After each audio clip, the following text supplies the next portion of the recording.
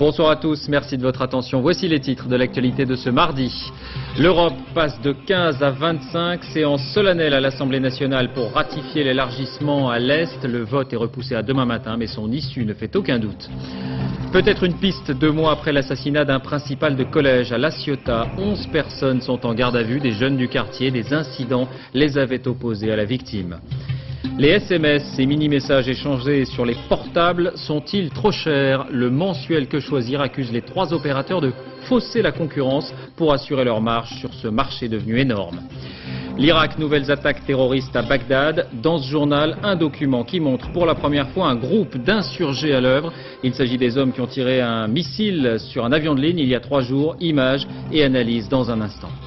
Enfin, après la grippe, la bronchiolite arrive en France. C'est le mal des nourrissons et on verra que la kinésithérapie respiratoire supplante de plus en plus les médicaments.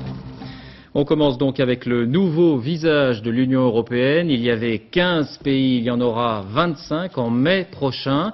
Mais chaque membre doit auparavant approuver cet élargissement. C'est l'objet du débat solennel qui a commencé tout à l'heure à l'Assemblée. Jeff Wittenberg, Philippe Jasselin. Est-ce que vous voterez pour l'élargissement? Oui, bien sûr. Pourquoi? Et comme Alain Juppé, c'est une assemblée quasi unanime qui s'apprête à voter demain l'élargissement à 25. Une assemblée qui, en levée de rideau aujourd'hui, aura pu entendre un Jean-Pierre Raffarin lyrique pour parler de l'idéal européen. Quand Chopin jouait à Paris, son cœur battait à Varsovie. Quand Erasme enseignait dans notre capitale, il se nourrissait de l'Italie. Mais ni la musique ni la philosophie n'ont encore convaincu ceux, peu nombreux mais actifs, qui ont décidé de dire non. Mes 3 discours, je ne sais pas si vous les avez vus. À droite, Philippe de Villiers fait cavalier seul, 4 heures de discours prévus à la tribune et une idée centrale. Moi je suis pour l'Europe des souverainetés étatiques. Je suis souverainiste au sens de la souveraineté populaire. À gauche, c'est un peu plus compliqué. Les communistes ne prennent pas part au vote, la majorité des socialistes votent pour, mais une quinzaine de députés emmenés par Henri Emmanuelli et Arnaud Montebourg s'abstiendront. D'aller contre l'Europe? Nous disons simplement qu'on ne peut pas faire l'élargissement sans savoir dans quelles conditions nous allons gouverner cette Europe élargie. Si je suis blâmé, je ferai encadrer le blâme que M. Hollande m'adressera à ma permanence et je le montrerai avec beaucoup de fierté à mes électeurs. Pour ces réfractaires, ce qui ne va pas avant tout, c'est la future constitution européenne écrite par Bégieux. L'Europe de Giscard, d'autres au contraire, la trouvent très bien. L'Europe se transpose non seulement dans des normes ou dans des contraintes qui peuvent apparaître comme négatives, mais dans des mesures très clairement perceptibles, et l'euro en est l'une d'entre elles. Ce qui se joue au Parlement français prendra effet dans 6 mois. Aujourd'hui, une Europe à 15 et 378 millions d'habitants. Le 1er mai 2004, une Europe à 25, les pays baltes, les anciens pays du bloc de l'Est, les îles de Malte et de Chypre, 453 millions d'Européens seront réunis. Et la France sera le 5e pays à ratifier le traité après le Danemark, l'Allemagne, l'Espagne et le Portugal. Et au moment où l'Europe est à la une, elle traverse une crise. La France, vous le savez, aurait dû être sanctionnée comme l'Allemagne pour ses mauvais résultats en matière de déficit budgétaire. Eh bien, Paris et Berlin ont réussi à convaincre leurs partenaires de geler la procédure. C'est un désaveu pour le pacte de stabilité et pour la Commission de Bruxelles. Jean-Paul Chapelle, Christian-Marie Monod. Au terme d'une nuit marathon, Francis Mer peut savourer sa victoire. La France et l'Allemagne échappent aux sanctions malgré leur déficit supérieur à 3%. Pourtant, la France comme l'Allemagne ne s'est pas contentée de franchir la limite. Elle l'a ignorée dans les grandes largeurs. 4,2% cette année. Aujourd'hui, elle se contente d'un simple engagement, repasser sous la barre des 3% d'ici 2 ans. Bref, un enterrement de première classe pour la discipline européenne. Nous constatons que le pacte tel qu'il a été conçu, écrit il y a 10 ans ou 5 ans, il a peut-être besoin, dans un futur plus ou moins proche, d'être enrichi en tirant parti des expériences que nous vivons. Un petit arrangement politique, mais une véritable gifle pour la Commission européenne, chargée de faire respecter les règles. La Commission regrette profondément la proposition qui ne respecte ni les règles, ni l'esprit du pacte de stabilité. En colère aussi ce soir, les pays vertueux comme l'Espagne. Ils réclament que les règles s'appliquent à tous. Le traitement de faveur accordé à la France et à l'Allemagne risque de provoquer une crise sans précédent depuis l'avènement de l'euro. Oui, et dans la foulée, une réunion extraordinaire de la Banque Centrale Européenne s'est tenue tout à l'heure par téléconférence, initiative exceptionnelle. La BCE, désormais dirigée par le Français Jean-Claude Trichet, estime que la décision prise comporte de graves dangers et risque de miner la crédibilité des institutions européennes. Il y a bien un climat de crise ce soir à Bruxelles et à Francfort. En France, peut-être un coup d'accélérateur dans l'enquête sur le meurtre de Clément Roussinck. Ce principal de collège avait été tué d'un coup de couteau il y a 2 mois. Sa mort avait provoqué une vague d'émotion et d'indignation très vive. Ce soir, 11 personnes interpellées ce matin sont en garde à vue. Isabelle Stess, Christophe Larocca. Dans les cités voisines du collège Virbel à La Ciotat, la rumeur court. Depuis ce matin, 11 jeunes sont en garde à vue. Je sais rien. Je regarde. Personne n'a rien vu, rien entendu. Ici, on se souvient seulement des dernières interpellations au lendemain du meurtre du principal. Il y a eu des gens qui ont été arrêtés, mais c'est pas pour la même chose, parce qu'ils avaient écrit des choses sur les voitures, tout ça, mais c'est tout. Hein. La voiture du principal? Oui, la voiture du principal, oui. Et ils avaient été relâchés? Ils ont été relâchés de suite, c'est des braves jeunes en plus. Les collégiens et leurs parents espèrent cette fois-ci un dénouement. Cela fait 2 mois que les enquêteurs pistent des jeunes qui tournaient autour de l'établissement, provoquant des incidents avec le principal. Ça fait long, mais on entend tellement de choses. On parle de drogue, on parle de... On ne sait pas, hein. On voudrait bien savoir. Hein. Mon impression, c'était quelqu'un qui malheureusement, éventuellement, peut-être a essayé de faire quelque chose, mais s'est retrouvé tout seul et aidé par personne derrière. Et s'est retrouvé embringué dans une histoire où il n'aurait pas dû mettre les pieds. Clément Roussinck a-t-il été poignardé sur le parking de son collège au soir du 25 septembre pour des problèmes de racket ou de trafic de stupéfiants? Les enquêteurs n'excluent aucune piste. Le principal faisait en tout cas régner l'ordre autour de son établissement. On se mettait ici et on chassait tous les gens qui parasitaient l'établissement. Est-ce qu'il y avait des gens qui parasitaient l'établissement? Au départ, quand il est arrivé, oui. Ce sont des empreintes retrouvées sur une canette de bière sur le lieu du crime qui ont conduit aux interpellations de ce matin. Ce soir, il reste 4 jeunes en garde à vue à Marseille et les enquêteurs sont persuadés que l'auteur du meurtre du principal de La Ciotat est parmi eux. Autre affaire qui semble en voie d'être résolue, le meurtre de cette commerçante du 17e arrondissement de Paris en fin de semaine dernière. Le principal suspect a été interpellé hier soir. Mathias Hillion, Jean-François Monnier. La cavale de Mohamed Grib s'est arrêtée hier soir dans cette rue du 19e arrondissement de Paris. Le meurtrier présumé d'une commerçante lardée de 25 coups de couteau mercredi dernier a été trahi par ses empreintes retrouvées sur le tiroir-caisse du magasin. Dans le quartier de la victime, c'est le soulagement. On avait le sentiment, après la diffusion de la photo, de l'avoir vu dans le quartier, un peu tout le monde d'ailleurs. Je suis contente qu'il soit arrêté parce que hier matin, une personne de mon immeuble l'a vu dans la rue Brochon. Ça m'a traumatisée. Mohamed Grib est également suspecté d'avoir tenté de poignarder une automobiliste dans le Val-de-Marne le 4 novembre dernier. Originaire de cette cité de Valenton, l'homme âgé de 37 ans a déjà passé près de la moitié de sa vie en prison pour des agressions avec violence. Le profil du récidiviste dangereux, selon les policiers de la brigade criminelle. Jusque-là, manifestement, le parcours de quelqu'un de désocialisé, délinquant, qui a tenté une cavale assez organisée, puisqu'il a tenté de modifier son apparence, de se teindre les cheveux, de se couper la barbe, etc., et qui cherchait à fuir à l'étranger. Des écoutes téléphoniques sur son entourage ont permis de le localiser puis de l'interpeller avant son départ vers l'Espagne. En garde à vue depuis 24 heures, Mohamed Grib tient des propos incohérents et ne reconnaît pas les faits. Il sera présenté ce soir à un juge d'instruction. En bref, des incidents cet après-midi à Toulouse. Une quinzaine de jeunes ont provoqué une bagarre dans un cinéma du centre-ville. Ils ont cassé des sièges notamment. La responsable a fait appel aux forces de l'ordre. La police a procédé à 5 interpellations. Notre correspondante Isabelle de Lyon nous signale que depuis plusieurs semaines, les commerçants du quartier se plaignent de vols et d'agressions répétées. Social, Luc Ferry a reçu tout à l'heure les 4 principaux syndicats étudiants. La discussion a porté sur l'accompagnement social dans le cadre de l'harmonisation européenne des diplômes, la fameuse réforme LMD, qui, vous le savez, est au cœur du mouvement de grève. Aujourd'hui, les assemblées générales ont voté la reconduction du mouvement dans 18 universités et une journée de manifestation est prévue après-demain. S'agit-il d'un couac ou d'une volonté délibérée? La journée de deuil du lundi 17 novembre, décidée à Saint-Nazaire après l'accident du Queen Mary 2, ne sera pas payée aux ouvriers du chantier naval, chantier qui était resté fermé. Explications et réactions, Séverine Lebrun. C'était une journée de recueillement. Le lundi 17 novembre, les chantiers de l'Atlantique sont fermés pour marquer le deuil. Une initiative annoncée par la direction dès le lendemain du drame. Nous avons décidé de fermer le chantier Quelques jours plus tard, les 4000 salariés apprennent par cette note que cette journée ne sera pas payée. Ils la devront à l'entreprise par une RTT ou un samedi travaillé, une maladresse selon certains.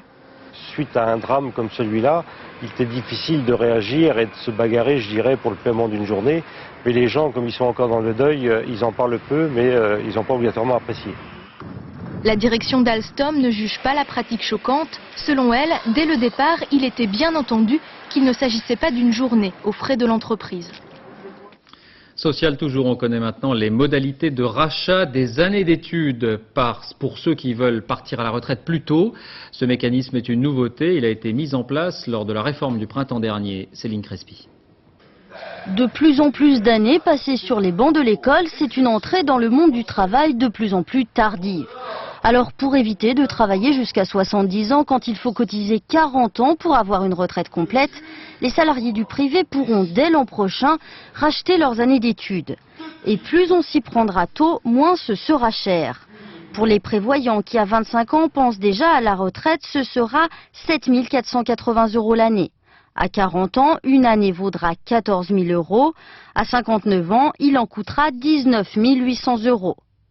Pour les fonctionnaires, cela pourrait être encore plus cher car le prix d'une année sera calculé en fonction de ce qu'ils gagnent. De 14 à 43% du salaire annuel à l'âge de 20 ans jusqu'à 128% de ce salaire à 59 ans. Dans tous les cas, ces rachats coûtent cher, à tel point que pour certains, ce n'est pas rentable.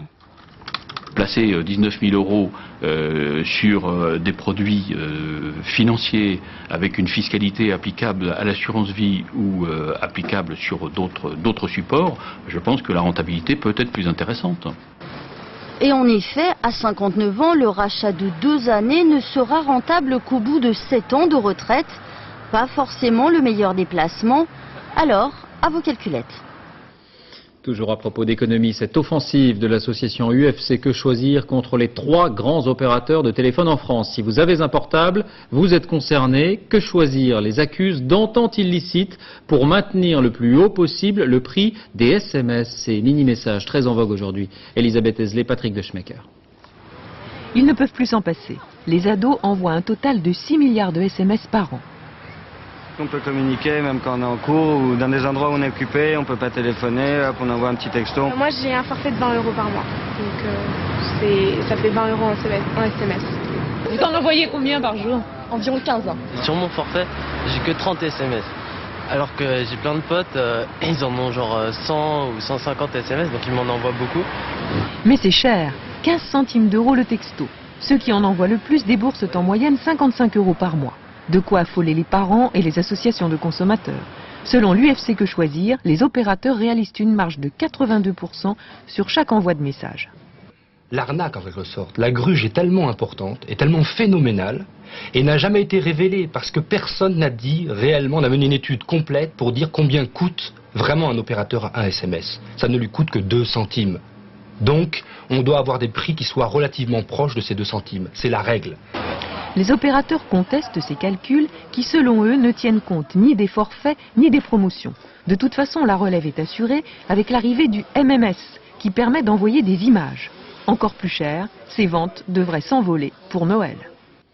En politique, cette petite phrase de Nicolas Sarkozy hier soir qui confirme ses ambitions présidentielles. Le ministre de l'Intérieur préconise une limitation du nombre de mandats présidentiels, une pierre à peine dissimulée dans le jardin de Jacques Chirac. On l'écoute. Je trouve qu'un certain nombre de démocraties qui limitent le nombre de mandats sont des démocraties sages. Et je m'inquiète pour 2 choses, pour 2 raisons. Le quinquennat, la première, 2 quinquennats seulement? Oui, Vous êtes d'accord? Oui. Et je pense quand même que pour faire respirer la démocratie, une fois qu'on a donné ce dont on se sentait capable de donner pour son pays, pour sa ville ou pour sa circonscription, il est sage que par une limitation dans le nombre de mandats dans le temps, on laisse la place à d'autres. C'était hier soir à Paris lors d'un débat organisé par le journal Le Monde. La politique encore, à l'heure où l'on parle beaucoup d'intégration, SOS Racisme lance une campagne nationale contre les discriminations. L'association s'est spécialisée dans ce qu'on appelle aux États-Unis le testing, cette pratique qui consiste à prouver par le flagrant délit la sélection par la couleur de peau à l'entrée des discothèques, des restaurants ou des agences immobilières. Et l'an dernier, la Cour de cassation a jugé que cela constituait une preuve. Alors comment se déroulent ces opérations? Enquête Amaury Guibert, Yann Franti. La recherche concerne un appartement de 2 pièces dans le 15e arrondissement de Paris. Budget maximum, 1 000 €.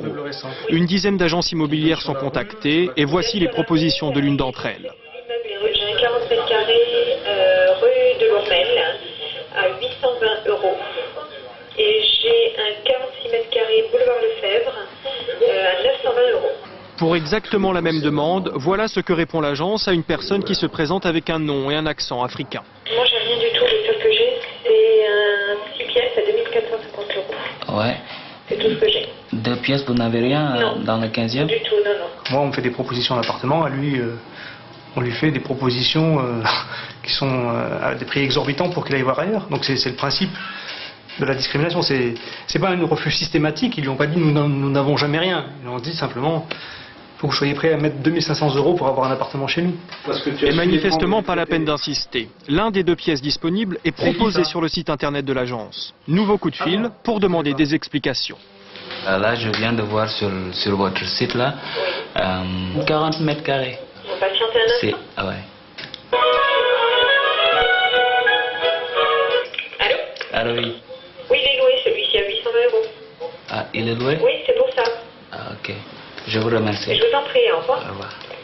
Nous nous sommes présentés comme journalistes dans l'agence en question. Le responsable ne voulait pas s'expliquer devant la caméra, mais s'est défendu de sélectionner les locataires en fonction de leur origine. Il y a peut-être eu une mauvaise compréhension au téléphone avec une collaboratrice, point. Cela dit, la personne, si elle s'était présentée au cabinet, on lui aurait demandé, comme on demande à tous les autres, puisqu'on leur donne une fiche avec le montant des honoraires et les documents à nous transmettre. Voilà, point, ça s'arrête là, il n'y a rien d'autre. Moi, j'ai des clients ici qui sont de toute profession, de toute couleur. Voilà. À partir de ce moment-là, si un jour on me demande de le prouver, ben je le prouverai. Voilà. C'est clair? Devant les tribunaux, la méthode du testing est désormais reconnue. Une méthode utilisée par Fatimata Ndiaye. Vendredi dernier, elle était confrontée à une propriétaire qui n'a pas souhaité répondre à nos questions. Elle a refusé de me louer à l'appartement par rapport à ma couleur, enfin, à ma couleur et mon nom. Yamina Djahati est venue assister à l'audience. Elle est elle aussi engagée dans une procédure. Moi, je suis allée visiter un appartement, donc sur Noisy-le-Sec, et la propriétaire m'a clairement dit qu'elle ne louerait jamais à des gens comme moi. Et les cas se multiplient. Ce genre de discrimination a donné lieu à 14 condamnations en 2002, soit 2 fois plus qu'en 2001. L'actualité à l'étranger, d'abord cette image de George Bush qui rend hommage aux soldats morts en Irak. Le président américain vêtu d'un treillis à son nom était en visite à Fort Carson au Colorado. Nous ne nous laisserons pas intimider par une bande de brutes, a-t-il lancé. George Bush qui a ensuite partagé un repas avec les soldats. Il faut rappeler qu'une majorité d'Américains désapprouvent aujourd'hui la façon dont est menée la guerre en Irak. Ce soir encore, on signale des bombardements en plein Bagdad. Des roquettes sont tombées à proximité du siège de l'administration américaine. Il n'y aurait pas de blessés. Alors depuis des mois, on parle de ces attentats quotidiens, mais on ne sait presque rien. On ne voit rien, en tout cas, des groupes qui les commettent. Pour la première fois, vous allez découvrir l'un de ces groupes. Souvenez-vous, c'était avant-hier. Un avion civil affrété par le transporteur DHL a été touché par un missile au-dessus de Bagdad. L'appareil s'en est sorti d'extrême justesse grâce à un atterrissage d'urgence. Eh bien, cette action terroriste a été filmée. Et grâce à une journaliste du Nouvel Observateur, nos envoyés spéciaux à Bagdad ont pu récupérer cette bande. Voici ce document que nous analyserons ensuite. Il est commenté par Yasmina Farber et Didier Dahan. Une dizaine d'hommes en armes posent fièrement devant la caméra d'un de leurs camarades. Ce document vidéo a été déposé dimanche à l'hôtel d'une journaliste du Nouvel Observateur, basée actuellement à Bagdad. Selon l'enregistrement, ce film aurait été tourné le 22 novembre. Armée de lance-roquettes et d'au moins 2 lance-missiles, l'équipe progresse à découvert sans crainte apparente d'être repérée. Mais la bande-son n'existe pas, elle a sans doute été effacée pour protéger l'anonymat de ces hommes masqués. Un hélicoptère américain survole le secteur. Contrairement à d'autres opérations terroristes en Irak, il ne sera pas visé. Quelques images plus tard, un homme est en position. Il tire un missile anti-aérien de type SAM-7, SAM-14 ou SAM-18 selon les experts. Ce missile, guidé par la chaleur, part uniquement quand il a une cible. Étrangement, on ne la distingue pas. 10 secondes après la mise à feu, un éclair et un changement de trajectoire sont visibles. Mais même pour un œil averti, difficile d'en connaître la cause exacte. Le film n'est pas terminé. Les terroristes repartent rapidement après le tir. À bord d'une voiture, le caméraman continue son tournage. Dans son viseur, il retrouve la trace d'un avion. Le zoom nous montre clairement que son aile gauche est en feu. Ce jour-là, un Airbus de la DHL a été touché par un missile après son décollage. Ces images nous suggèrent que le commando est responsable de cet attentat. Nous n'en avons pas la preuve formelle. C'est la fin de ce document. Sarah Daniel enquête depuis 3 mois sur les réseaux terroristes. Elle a bien sûr été surprise d'obtenir cette cassette vidéo. Selon la journaliste, cette opération de communication a un objectif simple, obtenir des financements. J'ai l'impression que les terroristes essayent d'appartenir à un club, qu'ils ne montrent pas de blanche à leurs financiers et qu'ils sont obligés de leur montrer ces cassettes pour leur prouver qu'ils sont capables de faire ces actions. Plusieurs groupes terroristes seraient en effet en compétition et voudraient gagner le monopole des attentats en Irak. Il y a des groupes qui sont absolument mal organisés et qui se retrouvent parfois à plusieurs sur la même opération, c'est-à-dire qu'ils ont fait des repérages et qui n'ont pas réalisé qu'ils étaient plusieurs à avoir la même cible. Pour le moment, nous ne saurons pas à quelle mouvance appartient cette équipe qui a été filmée. Ce document est bien sûr inquiétant pour les autorités américaines. En ce moment, elles communiquent beaucoup sur les récompenses qu'elles offrent aux Irakiens qui rapportent des missiles. Les terroristes viennent de répondre à cette campagne. Ils montrent qu'ils sont encore très bien équipés. Oui, un document qui frappe les esprits. Bonsoir Gérard Chalian, vous êtes expert en politique étrangère, spécialiste des conflits. On se pose 3 questions. Première question, au vu des images, est-ce qu'on peut vraiment en déduire que le missile a touché un Airbus, a touché l'appareil? Non, à titre personnel, je ne trouve pas du tout convaincant les images que nous venons de voir. Un missile, je suis d'accord, c'est bien un missile, probablement SAM-7, mais vous devez voir l'avion. Il est absolument anormal de ne pas voir l'avion. Je ne dis pas que le missile doit toucher l'avion. Il y a des missiles qui sont tirés sur un avion et puis l'avion arrive à se déporter, à se dégager parce qu'il le voit venir. Mais là, on n'a aucune visibilité sur l'avion. Donc pour moi, c'est une image extrêmement douteuse. Oui, un doute, effectivement. Cela dit, d'après d'autres informations que nous avons recoupées, il semble bien que ce groupe soit celui qui ait touché l'Airbus, même si ça n'est pas démontré, disons, sur ces images. Au-delà de ces éléments, est-ce qu'il faut s'étonner, Gérard Chalian, de voir dans une ville qu'on dit quadrillée par les forces américaines ou la police irakienne, des hommes, des insurgés se promener, entre guillemets, tranquillement, sans être inquiétés avec ces armes lourdes? Je ne vois pas du tout pourquoi on ne pourrait pas être à 2 km ou à 3 km, disons, d'un lieu dit et s'étonner que la ville ne soit pas quadrillée jusqu'à la campagne. On ne peut pas, avec 150 000 hommes, prétendre que personne ne peut librement se déplacer. De surcroît, je vous dirais franchement, même en ville, on peut se déplacer de jour peut-être, de nuit certainement, sans se faire repérer. Dernière question, est-ce qu'on sait, avec un peu plus de précision, qui sont ces groupes? S'agit-il de fidèles de Saddam Hussein? S'agit-il de militants islamistes acquis à la cause d'Al-Qaïda? S'agit-il d'étrangers venus en Irak ou d'Irakiens? D'une façon générale, on peut dire qu'il y a entre 95% et quelque chose au-dessus d'Irakiens dans cette affaire. Ce sont essentiellement les services spéciaux irakiens, il y en avait 30 000 sous les ordres d'un des fils de Saddam, il y avait les Fedaïns du peuple, enfin bref, il y avait 100 000 hommes au moins qui étaient des fidèles absolus de Saddam Hussein. Bon, ce vivier suffit largement. Vous savez, ce qui se pratique à l'heure actuelle comme type de guérilla en Irak, avec 5 à 7 000 hommes, on peut largement pourvoir aux besoins. Ceci dit, il y a effectivement, passant par la Syrie, fuyant l'Arabie Saoudite, passant le cas échéant par l'Iran, un certain nombre, quelques centaines de gens qui viennent pour participer à à cette comment dirais-je, Guérilla. à cette partie extraordinaire qui fait qu'enfin on a l'adversaire au sol et en face. Merci Gérard Chaliand pour cet éclairage. Merci d'avoir répondu à nos questions. Le terrorisme aussi en Arabie Saoudite. Les autorités annoncent avoir déjoué un attentat à la voiture piégée à Riyad. 2 hommes ont été arrêtés le jour même de la grande prière qui marque la fin du Ramadan. À cette occasion, le grand moufti de la Mecque a invité les fidèles lors de son prêche à récuser l'extrémisme. Dieu a voulu que nous soyons des gens tolérants, a-t-il lancé. Un mot de la situation en Géorgie. Comme prévu, la Cour suprême a annulé les résultats des dernières élections. Les Géorgiens choisiront le successeur du président déchu Édouard Shevardnadze le 4 janvier prochain. La Russie, on le sait, suit l'évolution de très près.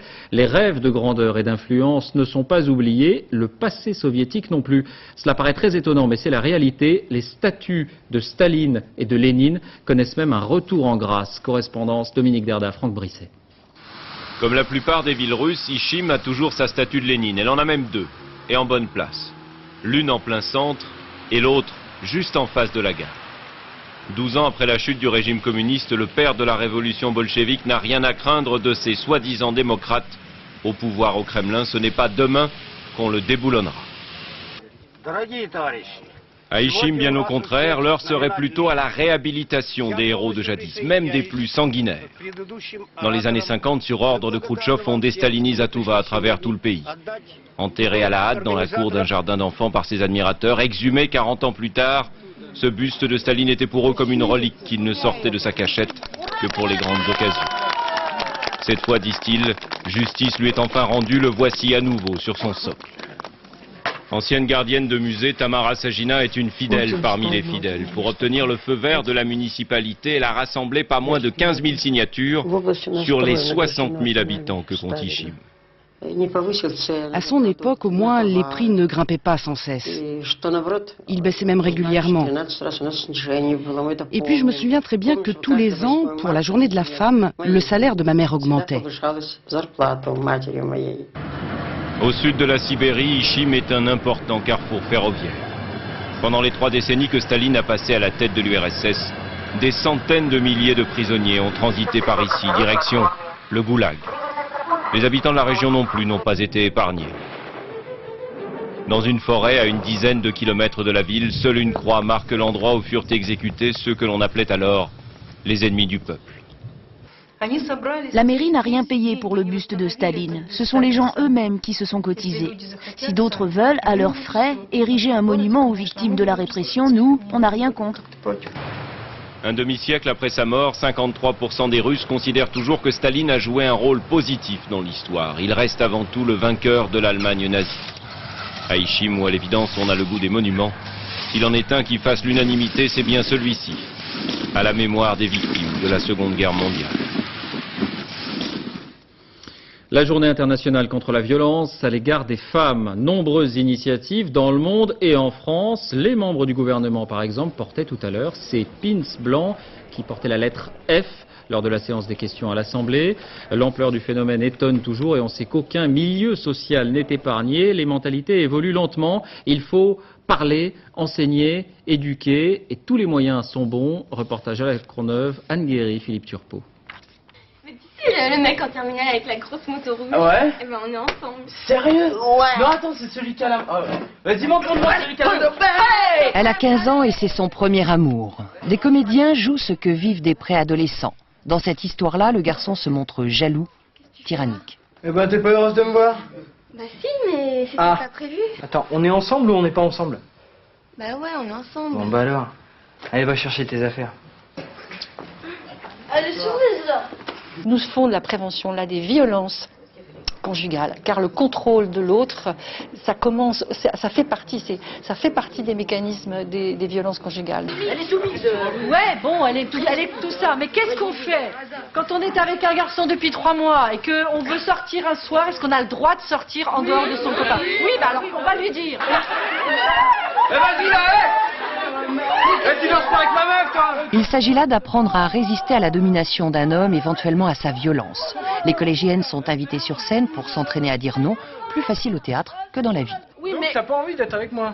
Oui, mais si après, vous vous fâchez et après ça sera notre faute. Et moi je même, mais faut pas qu'il m'empêche de faire aussi ce que j'ai envie de faire. En tout cas, Noémie, elle avait l'idée de lui dire qu'elle n'était pas un objet. Et ça, je crois que par rapport aux plusieurs scènes que vous avez vues, c'est ça qui est important, c'est de dire que les filles ne sont pas des objets. Qu'est-ce qui est, en tant que fille, pour vous, le comportement qui serait le plus choquant à votre égard? T'es bonne. C'est ça le plus choquant, madame. Ouais, c'est quand il y a un garçon qui dit à une fille t'es bonne. Il y a d'autres moyens de faire des compliments. Les objets. La limite, c'est aller une jupe, mais pas mini-jupe. Bah oui, on connaît des filles. On n'a pas le droit de porter des mini-jupes quand on est... Non, c'est pas ça, madame. Il y a des filles. Madame, c'est ces filles-là qui provoquent aussi. Ouais, ils ont 13 ans, ils mettent des strings à leur âge. C'est pas juste. Hein. Les garçons, avec toute leur bonne volonté, sont déjà, pour certains, dans l'image du macho. Ouais. Il y a des incidents fréquents qu'on règle. Hein, sur les bagarres, la mixité mal vécue, le manque de respect des garçons vers les filles. Ce théâtre va se déplacer pendant 6 mois dans des collèges du Finistère ou de Seine-Saint-Denis. Objectif, recenser toutes les propositions formulées par les élèves pour modifier les comportements sexistes, des propositions qui seront alors débattues dans les classes du collège. Un lotissement harcelé par un maître chanteur dans un village près de Nancy. Particularité de ce corbeau, il utilise les moyens les plus modernes, Internet et les messageries électroniques. Christophe Nédard, Virgile Liado sur place. Des centaines de fax, des kilos de courriers non désirés, des SMS et des mails parfois menaçants. Depuis 1 an maintenant, Victor Denage et son épouse Monique sont victimes d'un cybercorbeau. Ce paisible retraité ne comprend pas un tel acharnement. Comment vous expliquez tout ce courrier, toutes ces menaces? On ne sait pas. C'est venu du jour au lendemain. Et puis nous ne sommes pas les seuls, puisque nous sommes une dizaine de familles ici dans tout l'air à être harcelées comme ça. Une dizaine de familles qui ont pour seul tort de faire partie de l'entourage du couple. Comme Marie-France Collignon, une ancienne voisine. 7 mois déjà que le corbeau la prend pour cible, elle et ses enfants. Il a mis son téléphone sur écoute et lui a envoyé des menaces de mort. Toute cette cochonnerie sera harcelée jusqu'à la mort et le suicide, rigoler, oui rigoler, on verra qu'il finira pendu, enchaîné et flagellé. C'est un véritable cauchemar, nous ne voyons pas la sortie, on est enfermé dans un problème, on nous prend notre identité. Pour cet informaticien, un tel harcèlement est forcément l'œuvre d'une personne bien informée, aux solides connexions avec France Télécom. Envoyer des SMS ou des messages par Internet de façon anonyme ou en se faisant passer pour quelqu'un, ce n'est pas très complexe et c'est à la portée de tout le monde. Mais pirater des lignes et faire des écoutes téléphoniques, là je pense que c'est plus complexe, ça demande une présence physique ou de connaître quelqu'un chez France Télécom. Les gendarmes en charge de l'enquête ont saisi plusieurs ordinateurs. 2 jeunes ont même été placés en garde à vue sans résultat. Le cybercorbeau n'a toujours pas été déniché. L'environnement, c'est peut-être un espoir dans la lutte contre les gaz à effet de serre. D'après des études néerlandaises et américaines, les émissions de méthane sont stabilisées après 2 siècles d'augmentation. Agnès Monteux, Jean-Marc Nouknouk. Quel est le point commun entre une rizière, une vache qui digère et une décharge à ciel ouvert? Ils font partie des principales sources d'émissions de méthane dans le monde. Un phénomène naturel que l'on retrouvait essentiellement au départ dans les marais. Dès qu'il y a fermentation sans oxygène, il y a dégagement dans l'atmosphère de ce gaz. Le problème, c'est que presque toutes les activités industrielles en rejettent. Sa concentration ne cessait d'augmenter et ce gaz participe au réchauffement de la planète. Mais depuis 4 ans, bonne nouvelle, les rejets se sont stabilisés, une bonne nouvelle toute relative. Si on regarde 150 ans derrière nous, eh bien, on a assisté depuis le début de l'ère industrielle à un doublement des concentrations de méthane. Ça vous dit que s'il fallait retourner à l'atmosphère propre que nos ancêtres ont trouvée, eh bien, il y a encore un effort substantiel à faire. D'autant plus que cette stagnation des rejets n'a rien de volontariste. Elle est liée uniquement à des causes économiques. Depuis la chute de l'URSS, l'extraction de gaz et de pétrole a diminué. Et le méthane n'est qu'un des 6 gaz à effet de serre recensés. Le plus répandu, le dioxyde de carbone, est toujours en forte augmentation dans notre atmosphère.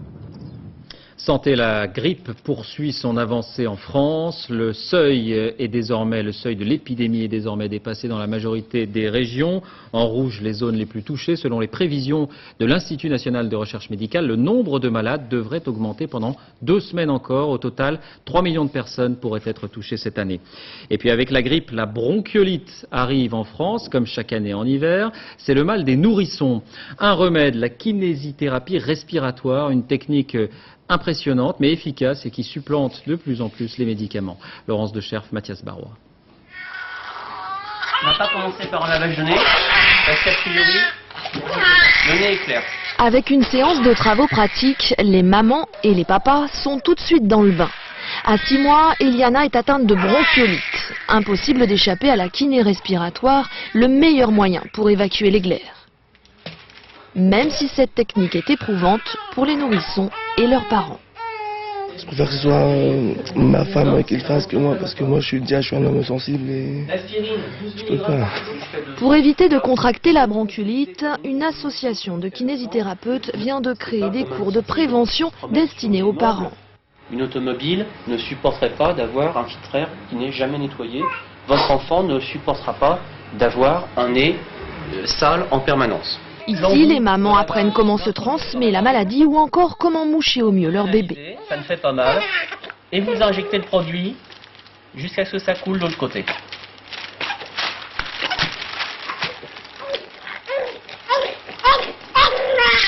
C'est un geste qui est impressionnant quand même à faire. Et quand on vous voit faire, quand les gens de la famille vous voient faire après, ils vous disent qu'est-ce que tu es en train de faire là? Tu le traumatises, donc on prévient, et puis vous inquiétez pas, ça va hurler, mais après ça gazouille. 500 000 bronchiolites ont été diagnostiquées l'an passé, une maladie virale en constante augmentation. Beaucoup de mamans travaillent, beaucoup de mamans doivent mettre leurs enfants en crèche, en garderie ou en mode de garde commun, et naturellement la contamination se fait par cette voie. Une formation parentale originale qui permettra peut-être de désengorger les services d'urgence pédiatrique en pleine période d'épidémie. Ouf, il faut souffrir pour être en bonne santé. Voilà l'effervescence à Marseille où le suspense est à son comble. On saura demain si la ville accueillera la Coupe de l'América. Autres candidats, Lisbonne, Valence et Naples. Un enjeu financier, mais pas seulement. Julien Beaumont, Nathalie Gallet. Pour l'instant, ce n'est qu'un parking. Mais si demain les Suisses choisissent Marseille, ces 10 hectares inutilisés à la sortie du Vieux-Port pourraient accueillir les futurs challengers de la Coupe de l'América. Visite guidée avec les patrons du projet. Point fort, le site est particulièrement bien placé. Le village pour accueillir le grand public sera au milieu du terre-plein, avec un accès piétonnier très facile depuis le Vieux-Port. Vous voyez le Vieux-Port qui est juste à côté. Donc les gens viendront à pied par là ou le long du Fort Saint-Jean. Autre atout, le plan d'eau. Florence Artaud en sait quelque chose, 30 ans qu'elle navigue ici. Et selon elle, la baie marseillaise, c'est peu de houle, peu de courant et beaucoup de vent. Ce qu'il y a de bien, c'est qu'ici, on peut, quelles que soient les conditions météo, on peut choisir les coins pour faire les ronds de navigation et on peut naviguer quasiment tout le temps. Alors on peut dire aussi qu'il y a beaucoup de vent parfois avec des bons coups de Mistral, mais les coups de Mistral, ça dure 3 jours et puis c'est tout. Une Coupe de l'América, c'est surtout des retombées financières prometteuses. 4 millions de visiteurs attendus et plus d'1,5 milliard d'euros de recettes envisagées. Les hôteliers ont parfaitement compris l'objectif. Alors découvrir encore Marseille, davantage, comme ça a été le cas pour la Coupe du Monde il y a quelques années. Ça a été un boom extraordinaire au niveau touristique. Marseille, c'est l'outsider face à des villes comme Valence ou Lisbonne. Espagnols et Portugais ont promis 900 millions d'euros d'investissement, 4 fois plus que les Français. La question est de savoir si la Coupe de l'América, c'est plus une histoire de gros sous que de marins. La mer encore avec la légende des paquebots à Nantes. Plus de 800 objets récupérés sur les grands navires étaient vendus aux enchères aujourd'hui. Un uniforme du Normandie, une chaise longue du France, tout l'univers des croisières transatlantiques. Stéphane Despinois, Gabriel Camilla. 1000 euros c'est vu, 1100, 1200, 1300, 1400 sur ordre, 1500 dans la salle. 1500 € les 2 transats du France. Les collectionneurs n'ont peut-être pas eu la chance de faire une croisière à bord du prestigieux paquebot, mais ils sont prêts à casser leur tirelire pour un souvenir.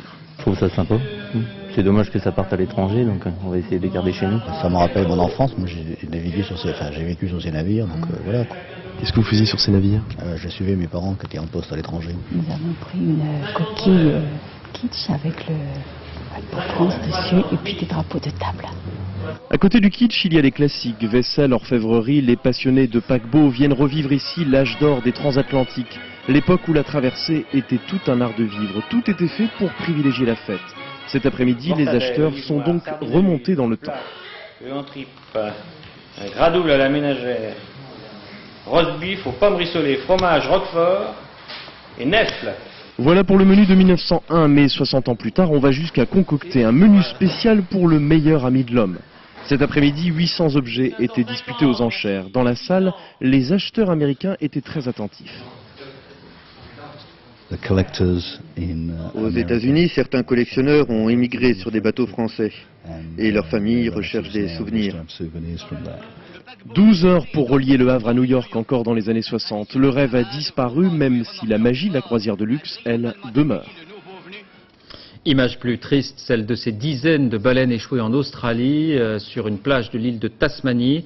Il y avait également une dizaine de dauphins. Les scientifiques n'ont pas percé le mystère de ces échouages massifs. Plusieurs centaines d'animaux en sont victimes chaque année. Cinéma avec d'autres poissons, mais ceux-là sont les héros d'un dessin animé. Nemo, c'est le traditionnel Disney de fin d'année. Et vous allez découvrir les coulisses de la version française. Plusieurs acteurs de renom ont participé au doublage. Marie-Jo Jouan, Alexandre Decout. Ton père a affronté tout l'océan pour te retrouver. J'arrive, Nemo! Ouais, j'ai jamais connu mon père! Walt Disney était le premier à leur donner la parole. Le plus, aujourd'hui, ce sont des voix d'acteurs ou de personnalités connues. En France, Sami Nasri est une tortue, David Ginola une crevette nettoyeuse, et Franck Dubosc, le papa poisson clown, pas drôle du tout. Poisson clown semble! Allez, vas-y, fais-nous rire! Mais il est émouvant, hein. C'est un petit personnage naïf, peureux, lâche, qui est très émouvant. Puis à la fin, il va un peu faire rire, parce qu'il essaie toujours de raconter des blagues. J'en connais une justement qui est excellente. C'est l'histoire d'un mollusque qui rencontre un concombre de mer. J'ai pas compris. Pour un poisson clown, il est pas si drôle que ça. Alors écoute, je cherche un... Des acteurs qui n'ont pas eu à surjouer leur rôle. CEA. Il est trop. T'es en plein dedans, vieux. Faut arrêter les bigorneaux. La tortue, elle est hip-hop. Hein. Elle en veut. Hein. Elle est là, elle a plein de mots. Ça va aller, ça pète. Fais gaffe à ma carapace. Non, je pense que ça m'allait pile poil. C'est parti, Et l'ex-star du foot en crevette nettoyeuse, il fallait oser. Oui. La bleue. Oui, j'arrive. Il vient de la mer. Trop bonne mer. Ça fait beaucoup rire ma femme parce que c'est un petit peu le contraire de moi à la maison. Et vous aimez les imitations? Et comment résister à ces folles créatures aquatiques imaginées par les inventeurs de Toy Story? Allez, tous à vos pannes et à vos tubas. Oh zut! Voilà, sortie demain, cinéma et théâtre aussi. On a appris cet après-midi la disparition de Jacques François, éternel et distingué second rôle. Il avait 83 ans, Abdel Mostefa, Guillaume Michel. Monsieur, je vous interdis de parler à ma femme. Je suis Michel Serrault. Et moi, je suis Jacques François. Bonjour. Comment ça va? Je ne vous serre pas la main. Donnez-moi l'édition. Il incarnait l'élégance. À l'écran, il était ministre, PDG. Toujours propre sur lui, souvent antipathique. Mais qu'est-ce que c'est que cette matière? C'est de la merde. Non, c'est Cloug. Au départ, j'étais convaincu que j'allais devenir Charles Boyer ou Robert Redford. Ce qui n'a pas eu lieu, comme vous savez.